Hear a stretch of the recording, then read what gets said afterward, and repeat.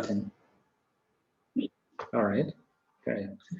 Yeah, Manolo, thank you very much for the kind introduction, which is very detailed.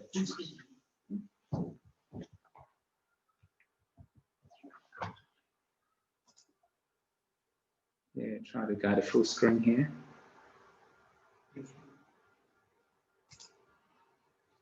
So thank you very much. So we're a little bit behind schedule. I will make it as short as possible, so we'll not miss the lunchtime. Thank you very much. So the last talk was very interesting, and also the last few slides and has a touched constitutive model on, and that brings me nicely into the topic, right? Constitutive model for fast granular flow. And as Manolo mentioned, that I belong to another church. It's not, we are in a Catholic country, but here in hypoplastic model, I know, it's not about here what is the better one or the real one. The thing here is all about widening our horizon when we do research. So I talk about here fast granular flow, and this topic is, my background is soil mechanics, and usually we deal with really not fast granular flow, but really very, very slow, very small deformations. Yeah.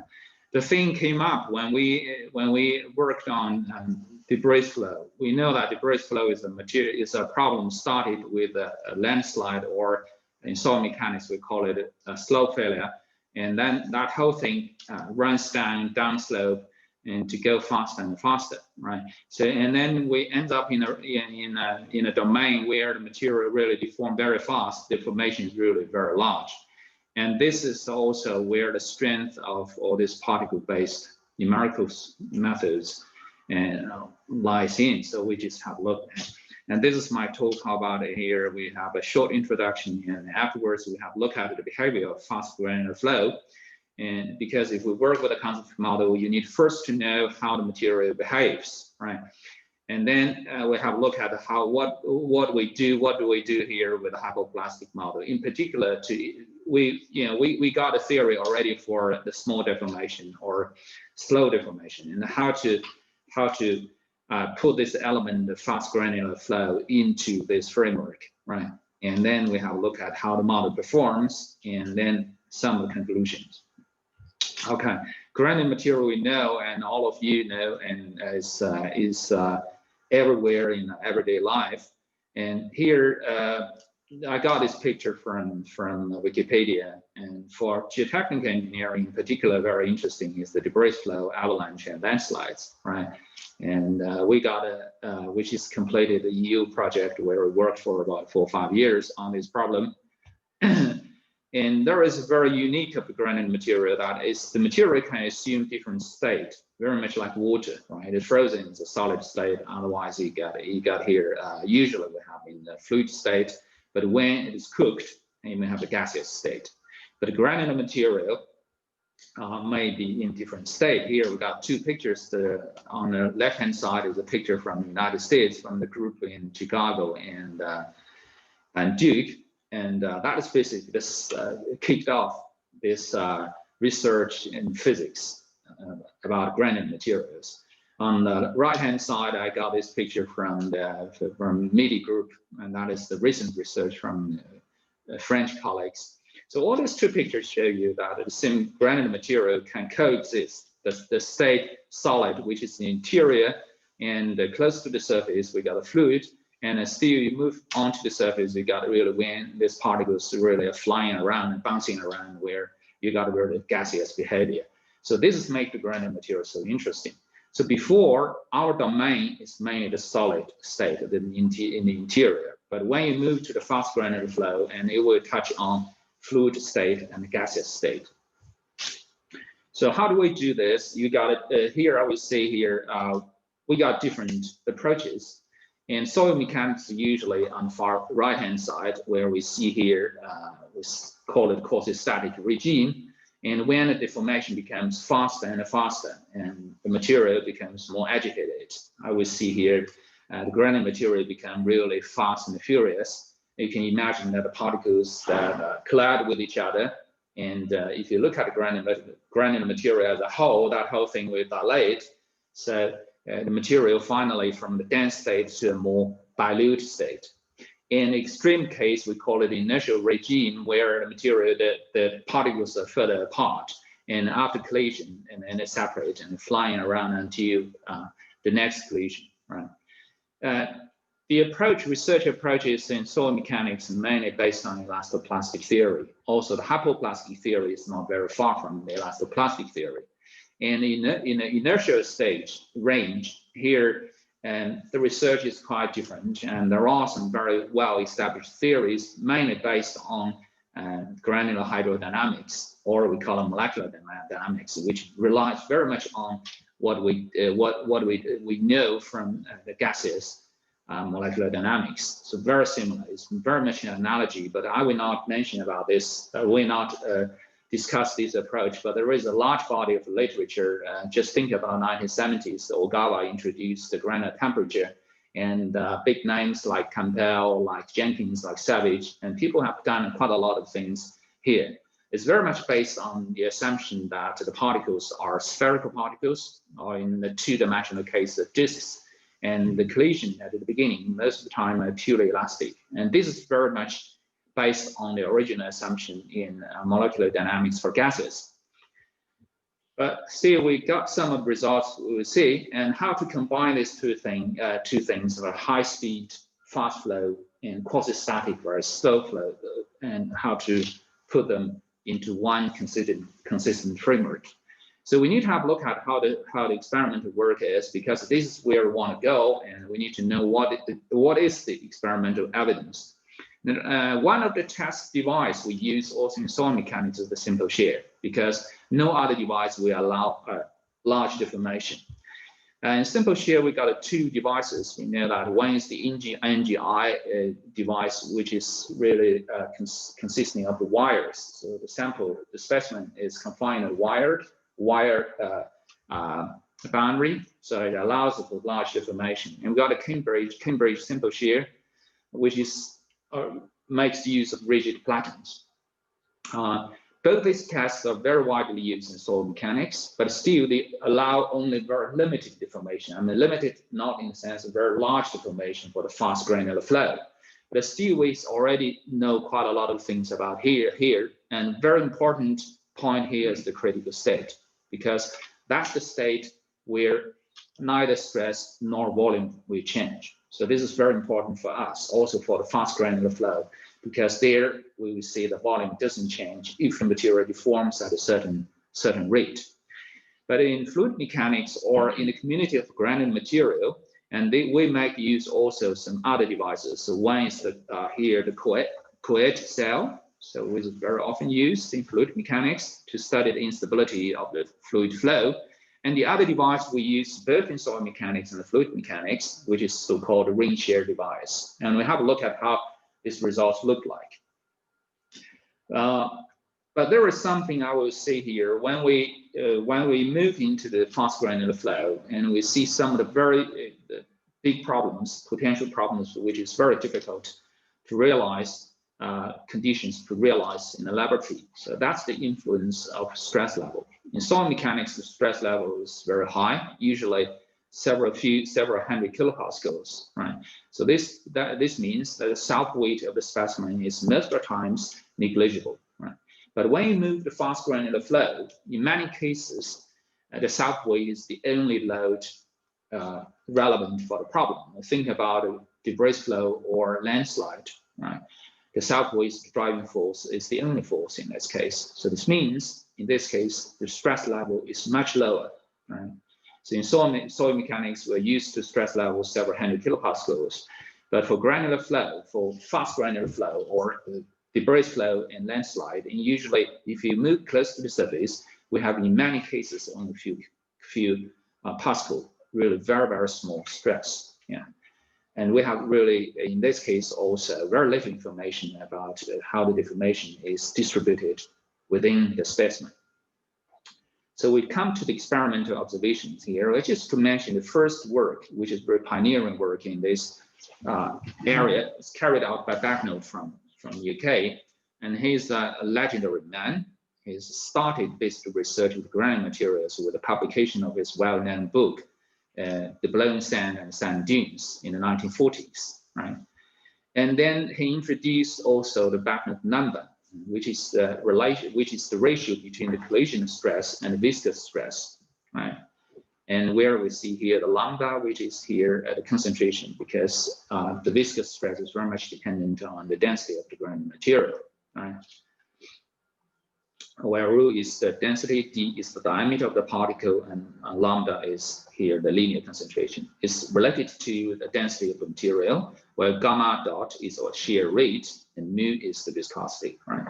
And well, if we move to the fast granular flow, and we need to deal with fluid mechanics, because most of the concept models used in this area from fluid mechanics. And if we know that, if we move to the fluid dynamics, and people make use of different numbers, yeah. The well-known number, the most widely or the most known number is the Reynolds number to deal with turbulence, right? We know that is the relationship between inertial stress divided by the viscous stress. So if this number is very high, and the fluid will tend to become turbulent. But here there is no demarcation line to say when the flow is laminar and when flow it becomes turbulent. It depends on quite a lot of things. Even for the same problem, depends in the laboratory, depends how carefully the test has been carried out. But here we see move to the flow, and there are other numbers. The Bagnold number is one of them, and to make a difference between the relative portion of collisional stress with reference to the viscous stress, right? And that's the test, very well-known test.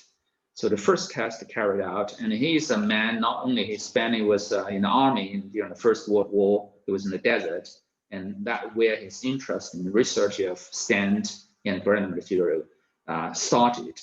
He did also test himself. And here you see here the problem when you deal with the fast granular flow is the self-weight. Because if you don't do anything, the particles will settle down because of the self-weight or gravitation, right? And if you want to have a flow where the material are more or less uniformly distributed within the sample, you have to do something, right? Either here, Bagnold did some tests in the water, right? And then you can't use sand because the sand particles are heavier than water, so the particle will sink to the bottom. He make use of some artificial particle with artificial material, with wax, for example, mixed with some other things. And glycerin was used in the fluid. You could make use of heavier fluid, or you make these larger particles. So finally, he managed to reach the results where the particles really kind of distributed uniformly within the sample. And here's the picture here. We see the y-axis is the normal stress, or you can plot shear stress as well. And here the horizontal axis is the Bagnold number. So if you have a look at the Bagnold number, we go back, we just all these things are constant. So this is basically related to the spring rate. So this basically here, the x-axis is the spring rate, right? The shear rate, whereas the y-axis is the stress. So what we see here is that fast flowing granular material behaves as a viscous fluid, because we know that sand is rate independent. So this means if we plot material with sand, yeah, for dry sand and with low shear rate, so it would be a straight line, horizontal line. But here we see here, and along with the increasing strain rate, we see here the material behaves like a viscous material, but with different viscosities, right? We see that at lower Bagnold number, which is at lower shear rate, we have more or less kind of Newtonian fluid, yeah, with the exponent is about 1, but when the shear rate becomes higher, so this moves to about 2. So this experiment is very fundamental for us. So again, a few words to the experimental setup. So the experimental setup consists of 2 cylinders, yeah, coaxial cylinders, and that's rotate. You could either rotate the outer cylinder in keeping the inner cylinder still, or the other way around. So basically, we got rid of shear deformation. And here we talk about element tests, because in the laboratory, we carry out a test in our laboratory, like the odometer test, triaxial test. But in all these kinds of tests, we call it element test because the material behaves like one element. So you could infer the stress and strain from the boundary measurement of the stress and displacement. So such test is called elements test. But this test is not an element test. You see here because the material is shared between two cylinders, and you have a look at shear deformation. Of course, the shear deformation in the near the inner cylinder is smaller than near the outer cylinder, right? So it's per definition, it's not really element test. But somehow from this test, we know some of the behavior at high shear rate. So again, here we see here Newtonian fluids at lower shear rate and higher viscosity at higher shear rate. So and this has become kind of the most important facts which should be reproduced by all these theories, molecular dynamics. So other tests were carried out. We just mentioned one of the tests by Savage and Syed, published in 1984. And the test setup is a little bit different from the first one. You will see here, we don't have this co-ed shear with two coaxial cylinders. We got here, the material will be sheared with a kind of ring shear test. So between the bottom plate and the upper plate, we have also such device in our solid mechanics laboratory. And what is here important here, interesting here, I just want to see in the diagram here, you see the stress here is a kind of ratio between the shear and normal stress. We will see the frictional coefficient here. The x-axis is our shear rate. And we see what we here observe is the shear rate is basically the friction angle. If you could here regard it as a friction angle, it starts from at a very low shear rate, we got a static friction angle, right? Friction ratio, friction coefficient. And when the shear rate increases, we see the friction coefficient increases. And for higher shear rate, it approaches kind of a limit, right? So this means our friction angle is, in this case, friction angle is not a constant, right? It increases here with the shear rate. So these are the very basic facts we know, but we don't know much more beyond it. So that is the thing we have to live with. When you move to fast granular flow, although there are many publications, there are really very, very few experiments, test results. Unlike in solid mechanics, we have 10,000 of publications, yeah, data sets about that. Well, that problem has been a lot of people from physics work on this problem, and recently a group of people from France, it's called the MIDI group, there was a publication, I think in Nature or Science and many other publications. So they introduced also a number. So this number is a little bit different from Bagnold number. It's the ratio between the inertial force and external force. Basically, the external force is applied. If there is no external force, it's the self-weight, right? You will see the inertial force is proportional to the shear rate, and whereas the external force, of course, proportional to the pressure, right? Think about a simple shear, this under the normal stress, constant normal stress. So P would be, in this case, the normal pressure, right? It's the ratio between the inertial force, stress, and the external stress, right? And here we got some of the results. Two things are important. The first thing here in the picture below is the relationship between the solid fraction. You could here, in solid mechanics, we use the Voigt ratio here. Phi is the solid fraction, fraction is the Voigt ratio in relationship to the inertial number here, x-axis. So we see here, like if you have a constant, if we got a test when a constant normal stress, and this is nothing but the shear rate. It tells you that when the shear rate increases, the soil will become looser, right? This means the solid fraction will decrease. This means the Voigt ratio will increase, right? Well, that is also, even I don't do the test, we see how the material is. If the soil material, if the material is shear at a high shear rate, the collision will become more violent. So that we see here, the material will goes up, right? Because the collisional stress becomes more important.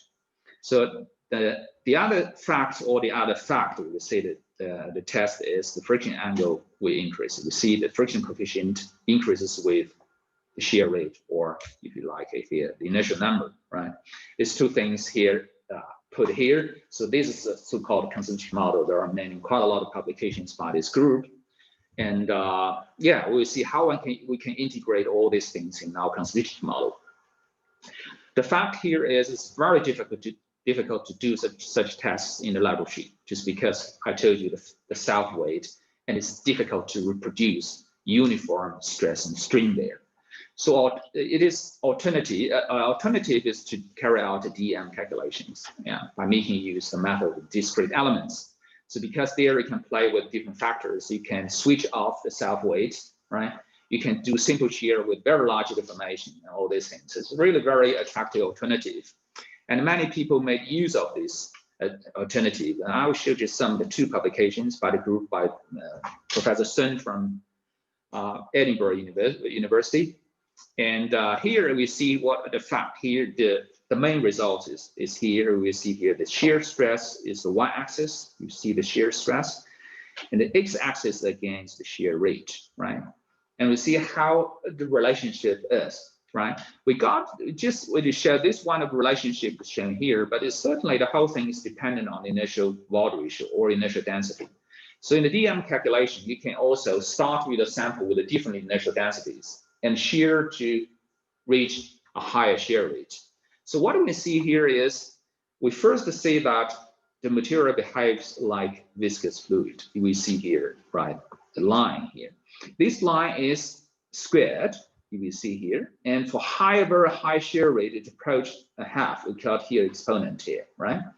And this is a little bit, how can I see here, for the low shear rate with the one which is Bagnold observed, for the higher shear rate squared, also what Bagnold observed, but very high shear rate, and the whole thing approached into a half to half, what is not considered here by Bagnold. We see here the material behavior is very much dependent on initial density. You see, how can I have the different initial density? In the laboratory, it's not possible. I cannot produce a density as low as here because under the self-weight, the particles settle down to the bottom. So finally, we end up with a very limited range of initial densities I can reproduce in a laboratory. But this is certainly something you can do with discrete element simulations, right? So basically, this is what we have. So the viscosity is dependent very much on the rate, right? At lower rate is a linear dependence, higher rate is square dependence. For extremely high shear rate, you got the approach is half. And we got different curves, we got different viscosities depending on the initial Wald ratio. So with the mu is here basically the solid fraction. There is a relationship between solid fraction and Wald ratio, can be easily established. So with all these, these are not much, but this is something we can rely on. There is no more than this, right? So things about, I think people working with fast granular flow must be a little bit envious of our soil mechanics laboratory, because there we can really do quite a lot of things. Different boundary conditions, different element tests, this is simply not there. But we know at least something viscosity and how the viscosity changed with the strain rate and how the solid fraction, that is Wald ratio, changed with the strain rate. Well, we'll come to the constitutive model, how it is.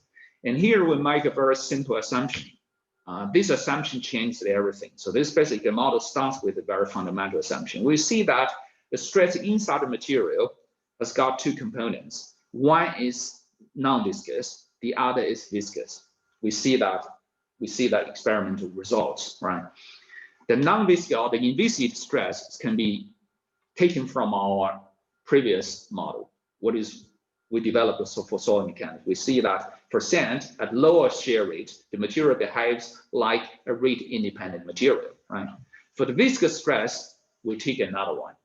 And now the assumption is the Cauchy stress, the total stress, consists of two parts, the inviscous stress and the viscous stress. So you may call this stress also the frictional stress and the other stress as collisional stress. So the same, the collisional stress is viscous and the frictional stress is assumed to be inviscid stress. And we assume such addition, and this applies for the rate to the rate form as well. We make it T for the stress and D for the strain rate. And this is the kind of the way how people work with the continuum mechanics usually. This is a little bit simpler when you write. You don't have to write sigma, you just write T, right? This is simple reason. And for the inviscid material, we make use of the hypoplastic constitutive model. I will say a few words about this model, how it is developed, right? And for the viscous part, we assume here non-Newtonian rheology for the viscous stress. And there was a large body of literature in fluid mechanics where we can rely on. And now we got two things. There was one crucial thing here we need to consider. And Our constitutive model for the soil, for the quasi-static part, is based on soil mechanics formulations. We know that the constitutive model there is formulated in rate form. That means incremental form. It's a relationship between the stress increment and the strain increment, right? Or the stress rate and strain rate. And this is how we do it. You can't write a relationship between stress and strain just because the material got loading and unloading and whole thing. The relationship between stress and strain is not unique. And therefore, we have to formulate the relationship in rate form. So this is how we do it. And you move to here, fluid, viscous fluid. And there you will see all the constitutive models, I mean, not all, most of the constitutive models formulated as a relationship between stress and strain rate, right? So this means, how can I bring this stress and the stress rate, the stress from the viscous fluid and the stress rate from our soil model together? So basically, I got two possibilities. Either I could integrate our rate constitutive model to integration to get the stress, right? Or I could differentiate to have a time differential of this relationship between stress and strain rate. I will see here, you could step a little step down, you could move a little bit up. So we decided here to do what I show you here just to move up. If we got a viscous constitutive model, we have the time differential and to move up. And here I want to tell you, you make the time differential, you know that you have to make a material time differential, or we call it a material time derivative. And why it is so? Because all stress and strain, displacement and strain rate are all dependent on the location, right? On the coordinate x. It depends also on the time. So if we got a total differential with reference to time, and you make use of chain rule, right? So this chain rule differentiation is called material derivative. And this is a very fundamental concept in continuum mechanics. Right, this is what we do. And let's have a look at what we have a look at the rate independent part, right? This is the hypoplastic model. Very different. So this church is very different from the main church, from the Catholic Church. So basically, we don't have all these things like, if you know the elastoplastic model, you got the yield surface, you got a flow rule, the hardening rule, and so on and so forth. Nothing like this is here in the constitutive model. So basically, we start from the scratch. We see there is not a yield surface. We don't care. We just write a mathematical relationship between stress rate and strain rate. T here is the stress rate, and that's the strain rate. And that whole thing is dependent on the stress, right? We know that the stiffness and failure all dependent on stress, right? Think about the molar cooling, yeah? The shear strength of the soil is dependent on the normal stress, right? Well, we first say that we got a relationship like this. Of course, it's too general to get any concrete constitutive model. But then we say this relationship put in this way has to fulfill some requirements, right? The first requirement will make it simple to say that the model, what it considered is rate independent. It's non-viscous, right? And this means that this tensor function must be positively homogeneous with first degree in strain rate. This means here lambda larger than 0 or is equal to 1, right? And we see that the relationship is dependent on the stress, but require that dependence should be homogeneous as well, right? And usually we take the first degree, n is equal to 1. So this is basically what we know from molar cooling, right? You see that molar cooling, that the shear strength is proportional to the stress level. This means here, this is homogeneous in stress %, right? There is no cohesion. The third, which is the two first kind we see, if you like, is soil mechanics, soil specific.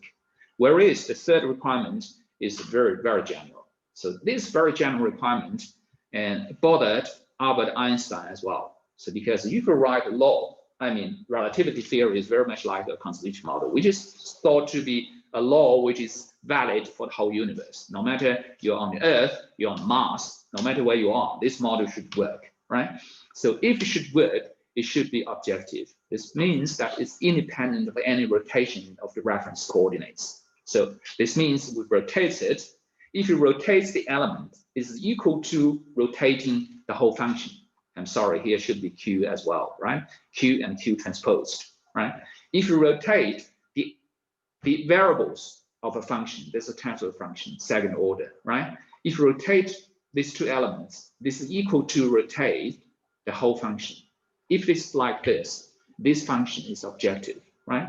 It's called also, we see that we call it also isotropic function. This means an isotropic tensor function in this case is objective, and it has to be like this because otherwise it works on the Earth. But if someone looks from the Mars or from the Sun, you see, yeah, it's not like this. So it have to be like this, right? All right. So we use this model is good. So we got to hear why we use this model. This model has some of the good features for our problem here considered. So we got no matter loading and unloading, it's the same equation put here. Unlike the elastoplastic model, for loading, you got one equation. For the unloading, you get another one, right? We don't have decomposition of a string into elastic plastic. We don't have a yield surface. We don't have the potential surface. You make use non-associated flow. Nothing like this. So it's really good, simple, right? So how simple it is. So we see how can you do this? We got one constant model, one equation for loading and unloading. You start better with this very simple relationship. You will see here the mathematical expression here. Very simple. You will see we got an absolute value of x depending on x larger and smaller than 0. You got two expressions, right? So you can consider x larger or smaller than 0. It's kind of loading, unloading. Now you got out of one equation two answers, right? And that's the way how we do this. And you will see these mathematical expressions too simple is very far away, too far fetched for our constitutive model. We consider this simple case. This is one-dimensional stress relationship. You will see here, E, you may consider elastic modulus. Sigma S is my shear, is my strength, right? And this is my strain rate. So this is the absolute value, right? So let's have a look how it behaves. We start from the stress equal to 0, right? And then you will see here, we got here something like hook, right? Stress, relationship between stress increment and strain increment related with the Young's modulus, right? So this, you got exactly this curve, starting from here, kind of elastic. And when the stress will increases, and finally, when the stress is equal to sigma S, you will see here. So the two terms, the sum of the two terms in the brackets vanishes, it is equal to 0. The stress rate is equal to 0. So we have a kind of failure there, right? At this point, right? If you see the sigma equal to sigma S, we have this. And what happens if we have unload from this point, right? And then you will see the strain rate will change the sign, right? And from the bracket, we'll see before it was 0, but at unloading is no longer 0, it's 2 times, right? You see here, if we unload, this stiffness is 2 times as high as the initial stiffness. And this is pretty good. This is exactly what we have observed in the laboratory for soil, right? If you unload, you go so far that the stress is equal to sigma S minus sigma S, you reach a failure here in the other direction. If we reload, it comes down there. If we have an extension from the beginning, you got this term. So pretty good. But of course, this formulation is very simple. So things should be made as simple as possible, but not simpler. But then we have gone too far to make it simpler because we know that the stress and strains are all tensors. So I can't do it with a one-dimensional relationship between among the scalar variables. But there is something we can take with us, right? What we can take with us is the thing here that the relationship got 2 components, right? The first component, which is linear one, the red one, and the green, which mark is nonlinear. The nonlinearity is through the absolute value of the strain rate. And this is something we will take with us to the next step, right? And then we say we move from the one-dimensional to the 3-dimensional, right? So this is where this expression was born, basically, 1990, quite 30 years ago. So basically, we will see here, we got here a relationship, tensor relationship. The first is a linear one, linear in strain rate. The second part is nonlinear. The nonlinearity is through the norm, right? The absolute value for the one-dimensional case, if you move to the tensor to the 3-dimensional case, you need, instead of this absolute value, you got a norm.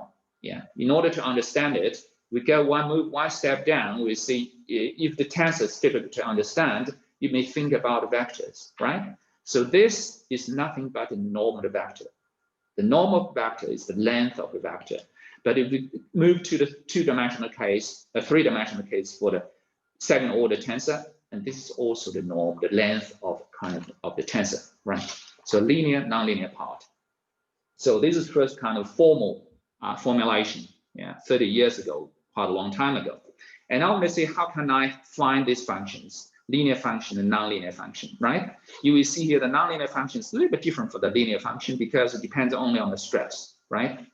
It's a tensor function of with a single variable t, but this is a tensor function of two variables, the stress and strain rate, right? How can I find these functions? Well, let's start with the L, which is a tensor function of two variables, right?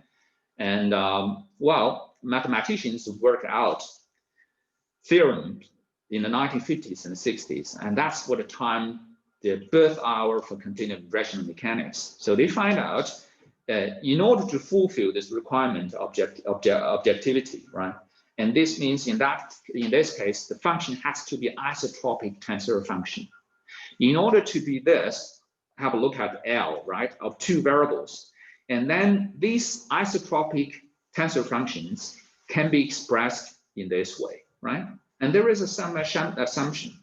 We assume that this function is a polynomial.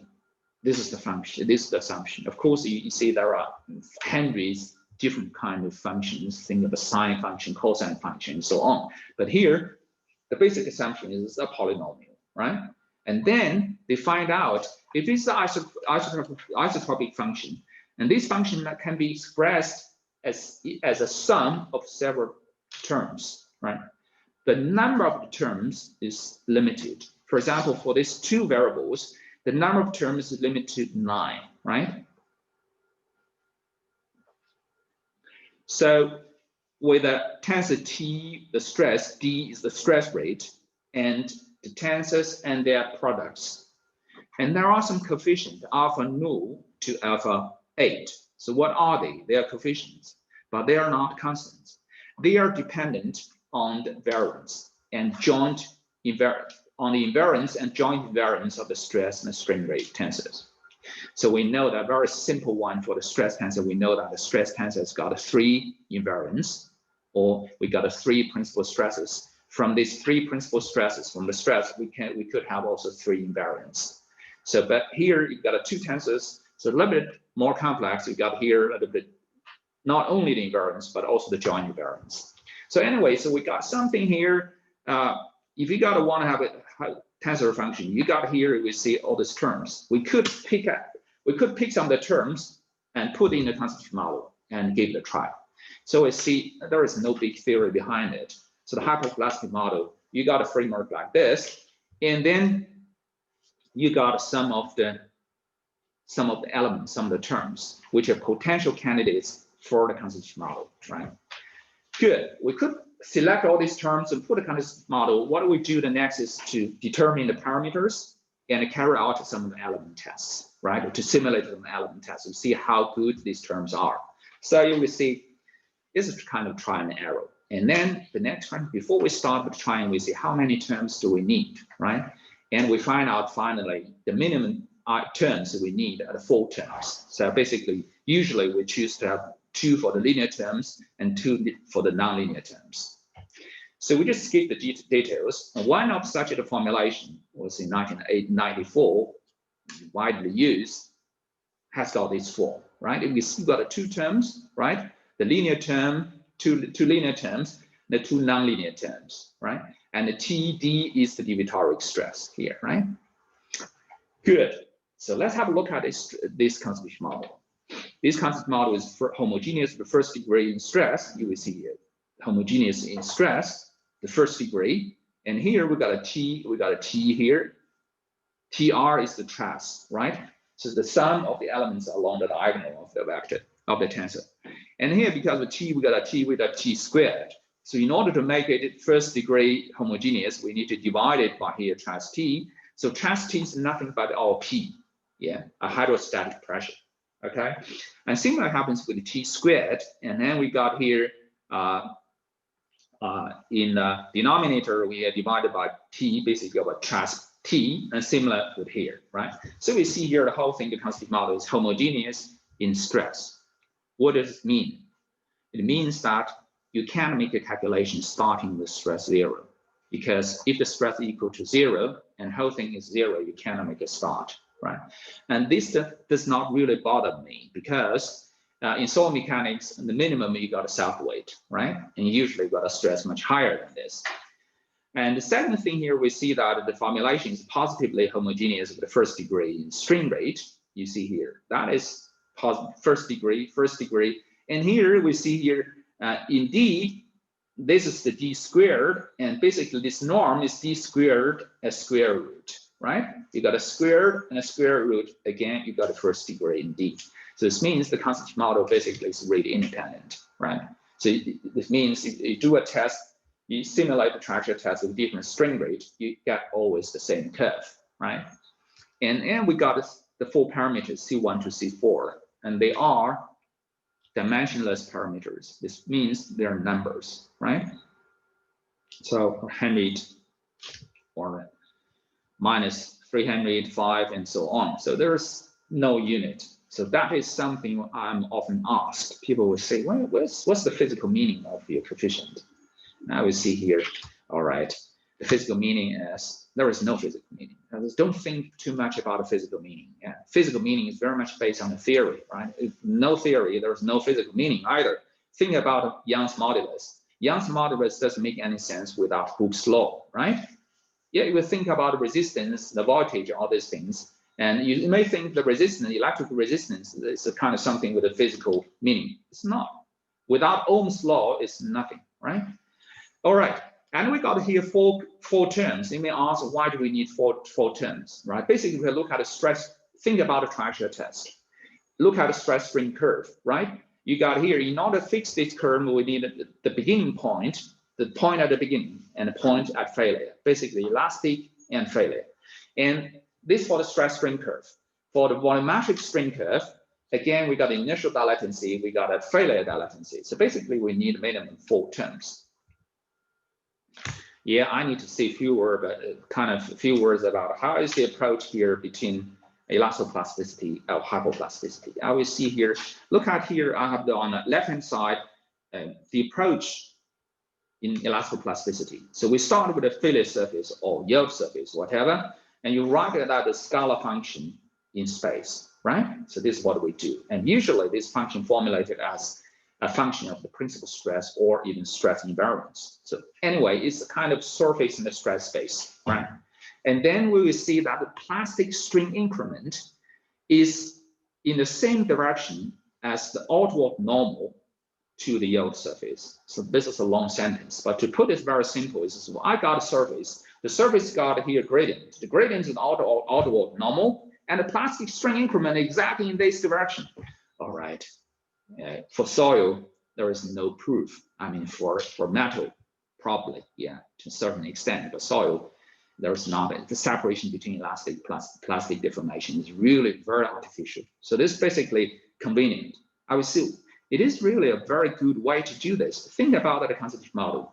We got a stress rate as a tensor, strain rate as a tensor with 6 components. This means if I want to formulate a relationship between these 2 variables, I need to write down 6 equations, right? But if you formulate here this scalar function and you make use of the gradient, you need to only to deal with 1 scalar function instead of 6 functions. And that's really smart. So that's why you will see here all the field theories analysis, vector analysis is based on the assumption of the existence of a potential function, right? All right, and finally we got this equation and we see, all right, we could get a relationship between stress strain after long derivation. We're happy with it, right? It's a little bit cumbersome. It's a little bit lengthy derivations, but you know, you follow this procedure step by step, you get there. So that is the big advantage of elastoplasticity, right? It's a very fundamental, it's a kind of geometrical approach. You can feel the yield surface. In the laboratory, you can try to draw the point to see whether it's the yield surface or not. And you can see the geometry, outward normal, and so on and so forth. But this is kind of very complex, complicated thing, right? And we see here what is about hypoplasticity. And we put it here, the whole thing upside down, right? We don't have this yield surface finally got a constitutive model. But here we started with a constitutive model, right? the other way around. From this concept model, you can get a kind of flow rule, because yeah, when it is equal 0, you can find the failure surface, the flow rule. So you get the other way. You got a constitutive model, flow rule, the failure surface. So the backwards. If it is the forwards, that's the backwards. So what is here? I can time for a little bit of philosophy, right? The thing, the approach, what we use in elastic plasticity geometric approach. We learn mathematics, geometry here in school. So in primary school, we just learn what a circle is. The teacher can draw a circle on the blackboard. We say this is a circle. Yeah, you will see here, because the moon is a circle, the pancake is a circle. So we know this. But then we will see how to calculate the area of this circle, right? Of this one. It took several hundred years until the human being, the whole mankind, find out is pi r squared. And this takes quite a very long way. It took quite a long time. So it's difficult to get this one. But you know, it is easier for us to understand, to perceive that this is a circle. But we move to the high school, we learn analytical geometry. One day another teacher, which is a smarter teacher, came to the classroom and wrote down this equation on the blackboard to say this is a circle. And we see that how the reaction of the class, the children, and we say, come on, we learn what a circle is in primary school. This is the equation, it's not a circle. But along with the time, we see, right, as we move with analytical geometry, we say, this is really a circle. It's a much better circle than this one even. It's a circle, the origin at x null, y null. And if you want to calculate the area of this circle, that's easy, because if you know the integral, and you can derive the formula yourself. So basically, you will see here, this formulation is a kind of algebra. So the hypoplastic approach model is an algebraic approach. Elastoplastic approach is the geometric approach. So what's the difference between those two? The geometric approach is easy to understand, easy to follow, but in many cases too complicated, right? And the analytical approach, we say algebraic approach, is elegant, is more elegant, is smarter, but in many cases it's difficult to understand. And that's why I remember the 1919 paper sent to a journal. The journal said, okay, you know, engineers will never understand what's going on here, what you guys doing, because they don't like tensors, right? All right, and I will see here, this is not the end. In order to make use of this model for a fast granular flow, we first need to extend this model to include critical state. Why? Because no matter the sample initially dense or loose, after large deformation, it finally will get there to the critical state, right? The volume cannot change forever. Finally, the volume will remain constant, right? Even that at very fast granular flow, the volume will remain unchanged. The stress will remain constant as well. So this constant model, what we had, there is no critical state. In order to bring critical state into the game, we see here, there is again a simple trick I want to show you, right? And what we did first, we got this constitutive model, which is calibrated, the parameters determined, right? For a certain curve, for example, this solid curve, right? And then we see what will happen if we change the nonlinear term. Remember, the parameters are all determined. We change, for example, the nonlinear term by reducing it by 5%, right? We reduce the nonlinear term by 5%. What happens here is, if we reduce the nonlinear term, right, and the total stress rate, you see, consists of the linear part and the nonlinear part. If the nonlinear part will be reduced, the overall strength will increase. You will see the dotted line above is, you see here, if we decrease the nonlinear part, this is equal to the increase of the linear part, the stress curve, the stress curve will rise, right? And on the other hand, if we increase the nonlinear term, it will come down, right? So this is something you can play with, right? You play with, and we see the linear part is the blue one, the nonlinear part is this one. So we can play with the two, if you like, we can got two stresses. You can play with these two stresses. And that really changed along with this nonlinear part. The next step is, why not make this parameter FD dependent on the Wald ratio? And that's where the critical state comes in. You will see here, this FD is assumed to be dependent on the Baud ratio, right? On the Baud ratio and the critical Baud ratio and the minimum Baud ratio, right? With one parameter A, which is kind of interpolation parameter, right? Okay, now the model here is like this. We make the calibration for the model for the critical state. If a material is inertially denser than critical, right?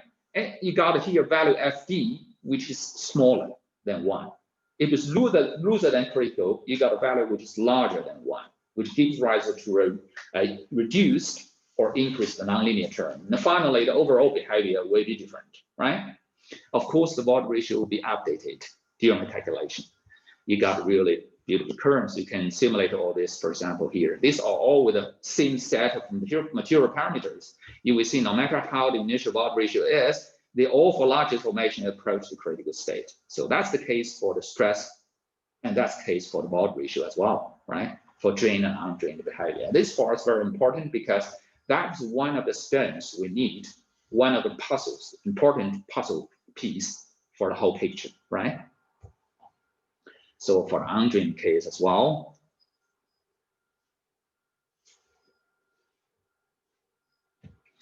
All right, so that we got it. So this is the old story. So I just, to make the whole thing complete, I just told the story again. But now there is the second part, right? This is the rate independent part. But the stress consists of the stress independent part and strain rate dependent part and the strain rate, the inviscous part and viscous part. So what about the viscous part? There is a large body of literature, and we had we went through the literature there. Quite a lot of them. I just mentioned some of them here. The Newtonian fluid is here, sure. Yeah, eta is here, the viscosity. If the eta is constant, we talk about Newtonian fluid. If eta is dependent on the strain rate, D, which is non-Newtonian, all right? And there are other models proposed in continuum mechanics. For example, the Reiner-Revlin model, yeah, by including higher model. The Maxwell model. So there are different models proposed for relaxation for creep, right? The fluid with the relaxation is this one, but Maxwell model is just like this. This can describe creep pretty well, and that's for relaxation. And this model is very interesting by Aldroyd, who is also very well known in fluid mechanics and things. So here in this model, he said that we could include, this double dot should be here over T. Here we see, now we consider usually the relationship between stress and strain rate. But basically, you could also introduce stress rate into the model, but you can introduce in a higher derivative, higher order derivative into the constitution model. For example, this will be the higher, this is with the strain rate, this with the strain rate, higher order strain rate, and even go further, right? So this is kind of, a proposal of some of the models used for liquid crystals, and there is a very well-known model by Erickson for liquid crystals, which is based on here a higher differential derivative. And of course, you will see that derivative can be done with reference to the coordinate, right? It can be done with reference to the time. So we call it a spatial and temporal derivative, right? Good. We see here, we started with a very simple model because when you work with a constitutive model, is always good to start with really something simple, and you can make it, improve it, extend it later. So we start really with a very simple model, which is our Newtonian model. So the stress is proportional to the strain rate with the viscosity eta here. Of course, we see here this model here is very simple, but it has got some problems where some of the phenomena cannot be described by this model. Now, I need to tell you something is that the experiment suggests that viscous part should depend on the stress level.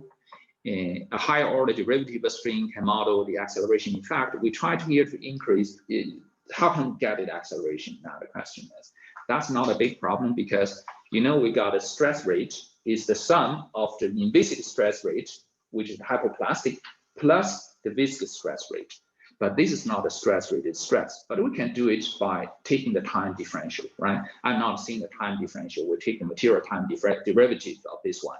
And you see here, this will be the stress rate, and this is already the strain rate. If you take the time derivative, and we got the acceleration, right?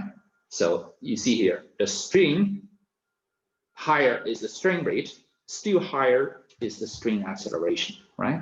So you get naturally the strain acceleration in the game to put in the constitutive model. But there is still something else. Why the non-Newtonian fluid model is not good for granular material? There's something we call it normal stress effect.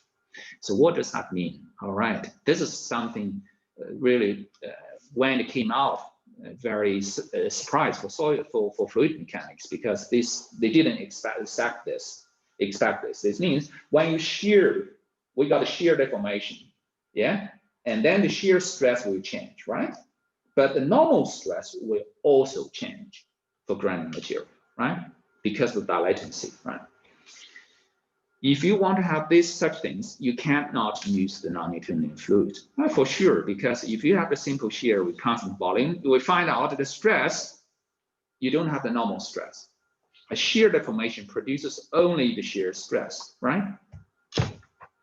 So if we put this together, right, just inviscid stress, viscous stress, and taking the time derivative and put them together, what do we have? We can write formally here. We first have the differential, time differential, put it here, and we got here the viscous part, the stress rate, and we got here the acceleration rate. But of course, it depends on the strain rate as well, and probably it should depend on the stress level too.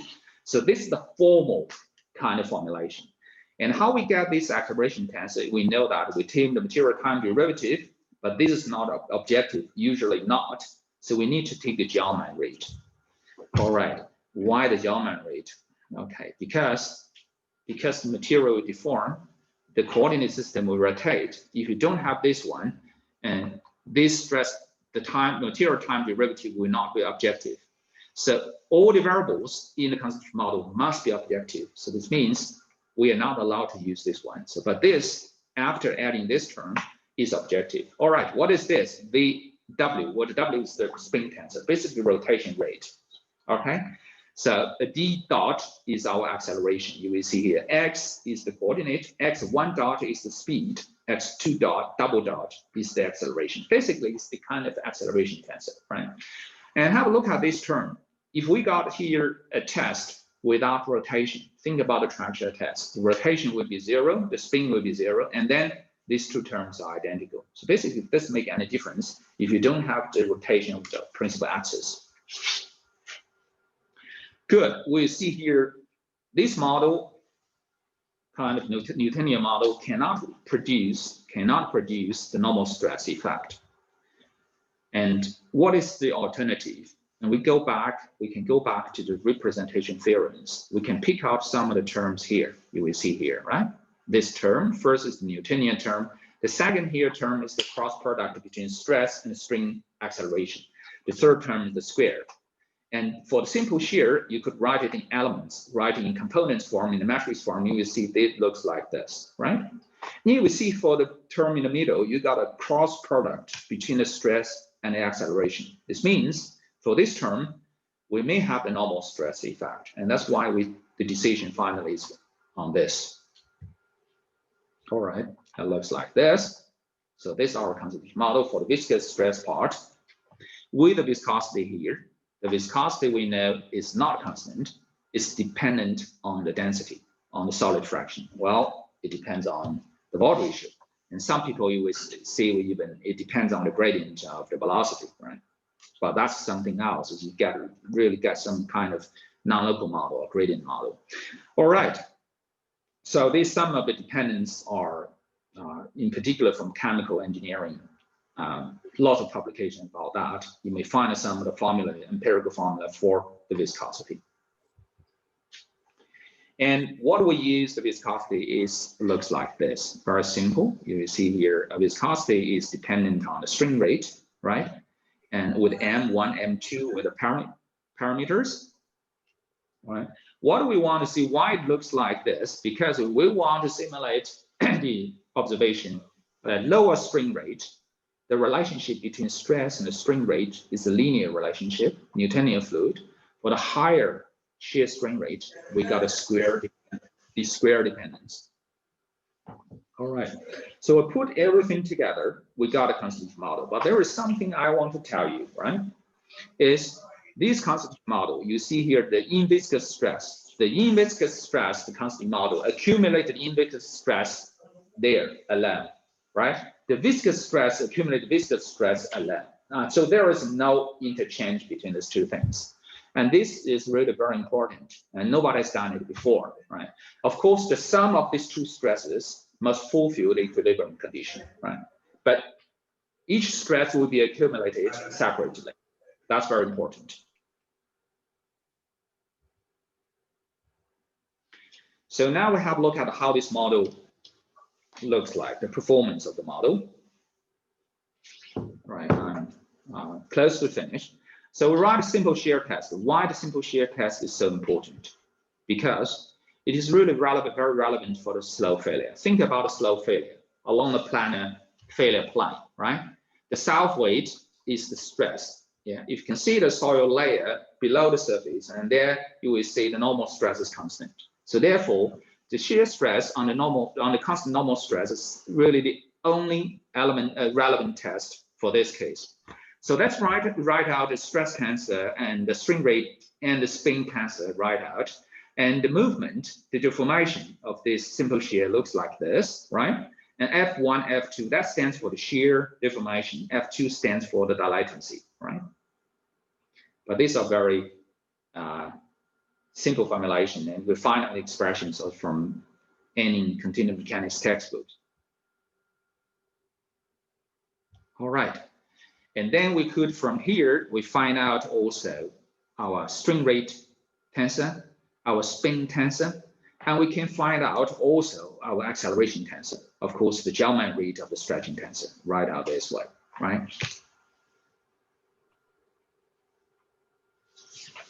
And with this, we're ready to do the numerical simulation, right? And here is something I want to tell you, because the constitutive modeling involves the acceleration, right? And we need something more. We need more kind of initial conditions. Before, for example, let's see a traction test or a simple shear test on a constant shear rate, right? So we see here, we got a curve, we see now the test is carried out with a constant strain rate, let's say 10 to the minus 6, the strain rate. And that's 10 to the minus 4, and so on, right? And that's accepted. But for our model, this is not enough, because I tell you why. Because if I do the test in the laboratory, right, the machine at the beginning has not this speed, shear rate. The machine is standstill, right? I need to turn on the machine to give the speed, it accelerates to reach this speed, right? To make it even easier. For example, I can see I drive a car from here to Australia, from Austria to Australia, at a speed of 100 kilometers per hour. You will see, fine, I can calculate after 10 hours where you are. For such a long distance, how much time you need. So we're happy with it. But we know that every car is there in my garage. In order to reach this 100 kilometers, I need to accelerate from speed 0 to reach 100, right? Many people will say, does it really matter? Because it takes only a few seconds, and your journey will take about days and weeks and months. Well, for our constitutive model, it does matter. It matters when you switch on the machine, how this machine is accelerated until this speed, this shear rate is reached. All right, we need to start from a standstill, how it is accelerated. We need this information, because this information will give rise to a stress increase. Remember the viscous stress increase, but it will be stored there because that will be accumulated separately, right? So this gives rise to a jump of the stress. We remain there. That's very important for us. So it is, in this case, we need to know how the acceleration case is until you reach a certain shear rate, right? And now let's have a look at how it is. So together we got two stresses, right? And we see that the simple shear test on constant normal stress is the normal stress remains constant. Because we got here two stresses, it does not mean that both stresses will remain constant. They don't remain constant. The only requirement is the sum of these two stresses, invasive and viscous stress. The sum must be equal to the external normal stress, right? And we will find out as the shear rate increases, the viscous stress will build up, will accumulate. And because of equilibrium, this inviscous stress will decrease. For very high shear rate, finally, the viscous stress will become dominant, and the inviscous stress, I mean the frictional stress here, will reduce to a minimum, right? So basically, we got a transition from solid to fluid, even to gas in a natural way. You don't have a switch function to say, well, here is the material solid, and there the material is the fluid. The constitutive model will take care itself, right? You will see here the constant normal stress, that means it's constant, but we got two stresses. Only the sum of these two stresses must be equal to 0. This means the change of the viscous stress minus sign must be equal to the change of the frictional stress or inviscous stress. All right. So that's really very interesting. There's a lot of play in numerical calculation how it looks like. You've got really smooth transition from one state to the other, right? Look here, I just wanted to just tell you when you do the test, we switch on the machine and how it accelerates. And now let's have a look at how this looks like. If I stop, I want to have an unloading. And that's also very interesting because just imagine I switch on the machine and with a certain string rate, right? That's 10 to the minus 4 string, right? And then I want to have an unloading. So remember, so this machine, just like a car, drive at the speed of 100. If I want to go back, I must first stop the machine, right? I must first brake until the speed rate is reduced to 0. This means the first thing here is I must decelerate until the acceleration, until the speed is 0, right? And then I could have an unloading, a re-unloading, right? So the unloading process starts with a kind of deceleration, so braking, right? What happens with a creep? I finally got a few slides. The same concept works pretty well for creep. You got two stresses, yeah? And at creep, we know that stress remains constant. Stress rate is 0. But does not mean that these both stresses remain constant. They will not. They will change. But the sum of these two stresses must be equal to the normal stress. All right. Okay. So there is something here. If you move to the constitutive model, I just want to not really dig into details, but there is something I will say. If the shear rate increases, right, the viscous stress will increase. The inviscous, the frictional stress will decrease. Remember there is a relationship. The critical state is a relationship between the critical bulk ratio and the normal stress. But here is the frictional normal stress. Remember, so the inviscous normal stress.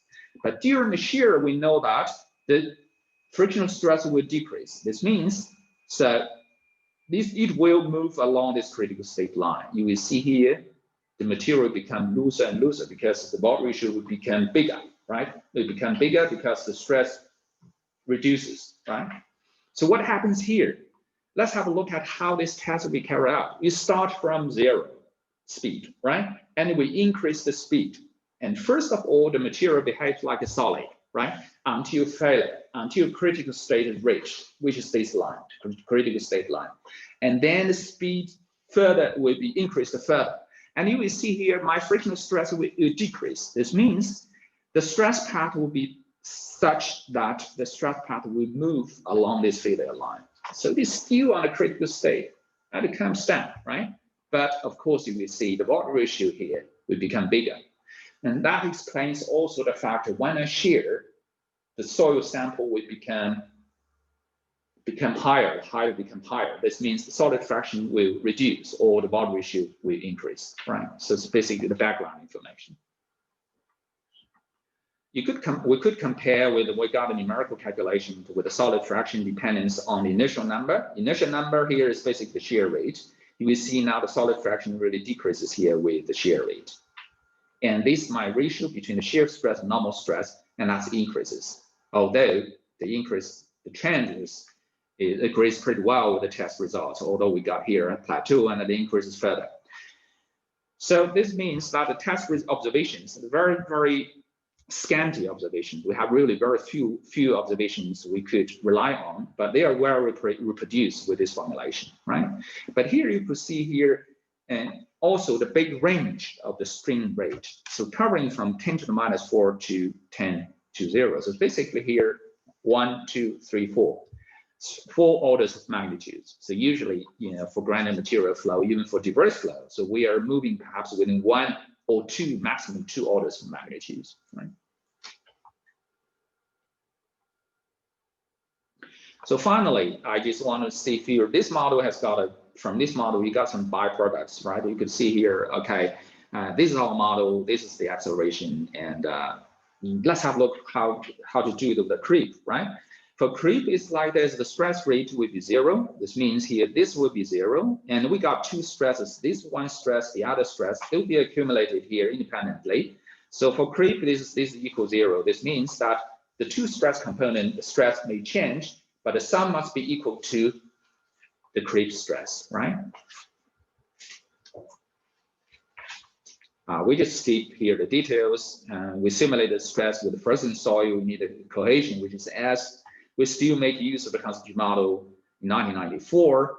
And yeah, we make use some of the damage in frozen material along with the stream length. You see here the integration of the length. And we make use of the viscous part, the formulation similar to what we use for fast granular flow, right?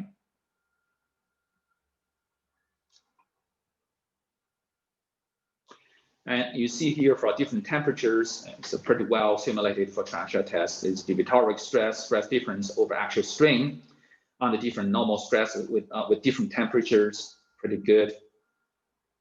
And there's something I want to show you, and the test with different strain rates. So you carry out a test with different strain rate transfer tests. We find out that the strength of the material increases with strain rate, right? Here you see the dots are the test results. The solid lines are Constitutive model simulations. And here you will see this curve looks like just you shape the curve here upwards, right? It is really more or less like this because inertially, really, if you turn on the machine, you give it acceleration, this kind of viscous stress will be accumulated. It keeps rise the shift of the stress strain curve here upwards, right? And that works pretty well for such tests with different strain rates. Something very interesting we find out for creep is really, you know that creep's got 3 stages: primary, secondary, tertiary, right? So usually for Constitutive model, you don't include the acceleration, but what happens in the primary, secondary, tertiary creep, which is shown here, right? The relationship between strain and time like this, primary, secondary, and tertiary, basically leading to creep failure. If you look at here, the acceleration, it looks like here, at the beginning of the creep, usually, and the strain rate will decrease. It's basically a decreasing process because the test will be carried out with a constant strain rate, and then you keep the stress constant. The strain rate will reduce, yeah. And then somehow you got a turning point. Yeah, and not every test has got all these stages. So the higher the stress level, the more likely that it will have the tertiary stage. So anyway, so it will decelerate until the acceleration is equal to 0. And then passing this point, you move to the tertiary creep stage, right? So you got here acceleration creep leading to creep failure, right? So we got an acceleration which comes naturally out from the Constitutive model. So you see here some of the results simulated very, very interesting. So the creep rate with the time, the creep strain with the time, the creep rate with the time for different stress levels. You will see here the failure, the tertiary stress rate is only there for higher stress levels, 10,000, 9,000, but for lower stress level, 300, you don't have the tertiary. So basically you got creep, chill, the creep rate equals 0 if you consider very, very long time, right? And you see for different temperatures, you could hear really for higher stress level, you got a creep failure, but for lower, you don't have, right? For different temperatures, it looks really pretty well. And again, based on the same concept. So we just make use of the same concept, what we use for creep, but also use for fast granular flow. And this is interesting to have a look at the 2 stresses, right? So the stress, viscous stress, and the inviscous part, you will see here. Can you see here? The sum of these 2 things must remain constant because it's creep test, right? But both stress will change. And this is, can you see here? This the stress rate will change. Again, here the sum must be equal to 0. So sure. It's a very interesting formulation. Okay. And yeah, I come to the conclusions. Basically, it's written here, but I want to say something here for the numerical simulation. Yeah. The thing here, you may work on a model including acceleration, which is fine, right? It gives you a lot of things to play with, and you suddenly got the acceleration. You will see you got really more numerical results, fascinating things, what you cannot explain with this formulation between stress and the spring rate, viscous formulation, right? You can do a lot of things. The viscous part, just like MIDI formulation, right? You simulate a fully developed plastic flow. Fast flow. Basically, it's already there with a very high speed, but then you cannot simulate the transient behavior at the very beginning. You cannot simulate the transient behavior upon unloading, when unload. Such things is not there. But with this formulation, you can do everything there, yeah, which is really very, very interesting and give you a lot of things to play with. Fantastic. But there is something that when you try to implement this whole thing in numerical code, just like SPH, find an element. SPH is, people is basically from fluid dynamics, from hydrodynamics. People like to have this relationship between stress and strain rate, right? They work with the stress.